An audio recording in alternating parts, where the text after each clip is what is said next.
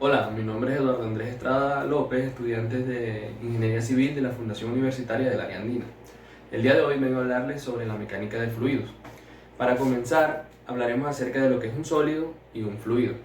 Un fluido es toda aquella sustancia continua que tiene una fluidez. Y un sólido es aquella sustancia que se encuentra en un estado compacto que no se puede deformar o ya tiene una forma definida. Esa es la principal particularidad y diferencia entre un fluido y un sólido. Mientras que el fluido tiende a tomar la forma del recipiente que lo contiene, ya el sólido viene con su forma definida. Según la historia de la mecánica de fluidos, según Hegel, debemos comenzar por la prehistoria, que es donde se desarrolla la construcción y el mantenimiento de los sistemas acuíferos.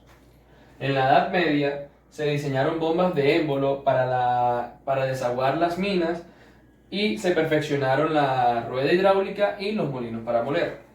Cuando seguimos la época y llegamos al Renacimiento, en el Renacimiento lo que se da es el desarrollo continuo de los sistemas y máquinas con base en los fluidos y lo que es más importante, la perfección de los métodos científicos. Hablemos ahora de Benedetto Castanelli. Este personaje fue la primera persona en publicar un encuentro del principio de la continuidad de los fluidos. Continuamos con una época que fue muy importante y de gran impacto, que fue cuando se dio la publicación del primer libro de mecánica de fluidos llamado Hidrodinámica. Seguimos con el siglo XVIII. El siglo XVIII no tuvo, como diría, el impacto que merecía debido a los errores de ingeniería que se presentaron en la cuantificación de las teorías. Iniciamos el siglo XIX y a mediados se midió con exactitud el flujo laminar y turbulento en las tuberías. Se completaron también las ecuaciones generales del movimiento de los fluidos. Y a finales del siglo XIX también hubo una notable expansión de la teoría de los fluidos realizados por los científicos y los ingenieros. A inicios del siglo XX, su primitiva invención fue completa y contuvo todos los aspectos importantes de las naves modernas. Bueno, y ya llegando a la mitad del siglo XX, esta debería considerarse como la edad de oro para la mecánica de fluido debido a la aplicación de todo lo que ya se venía estudiando en la antigüedad, todo lo que se había mejorado y sus ecuaciones completas, se le hizo la debida aplicación al momento de realizar cualquier tipo de labor referente a los fluidos. Bueno, las leyes, principios y teorías en las que se basa la mecánica de fluidos comienza por la ley de la viscosidad, la primera y segunda ley de la termodinámica, también las leyes de la dinámica de Isaac Newton y la ley de la conservación de la masa y la cantidad de movimiento. Propiedades que utilizaremos en la mecánica de fluidos, ya sean sus dimensiones como su referencia como la densidad, gravedad específica, presión, viscosidad y peso específico.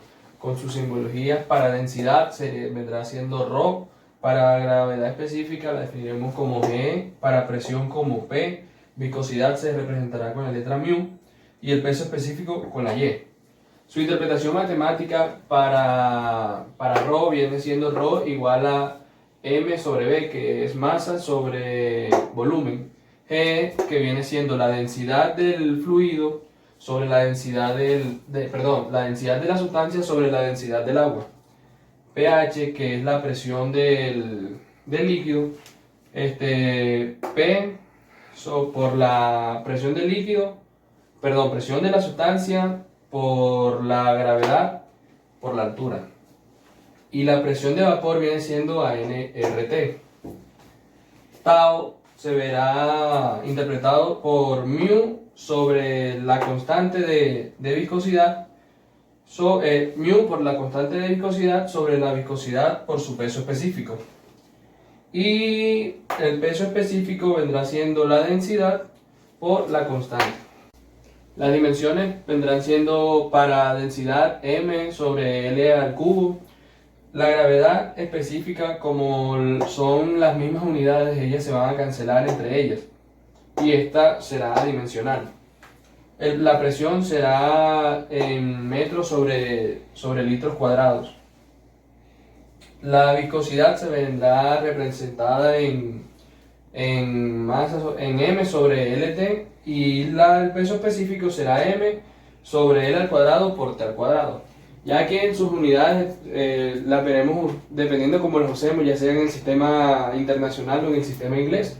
Aquí ya pueden apreciar cuáles son las unidades que trabajaremos.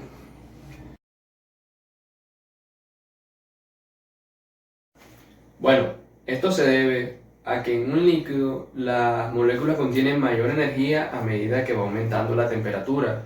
¿Qué pasa con esto? Que las moléculas se resisten más a la fuerza de cohesión intermolecular.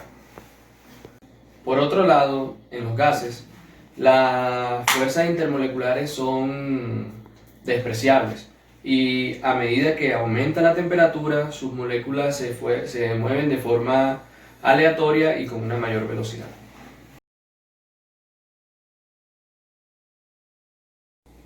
La gravedad específica es la relación entre la densidad de una sustancia y la densidad del agua. ¿Cómo se obtiene el valor de la gravedad específica?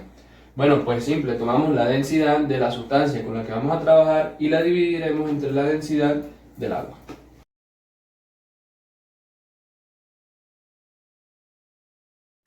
La bolita de cristal que caerá primero será la que se introduzca dentro del recipiente con agua. ¿A qué se debe esto? Bueno, esto es debido a que la viscosidad del agua es menor a la viscosidad del aceite. ¿Y qué es la viscosidad? La viscosidad es una característica que tienen los fluidos para oponerse a las fuerzas.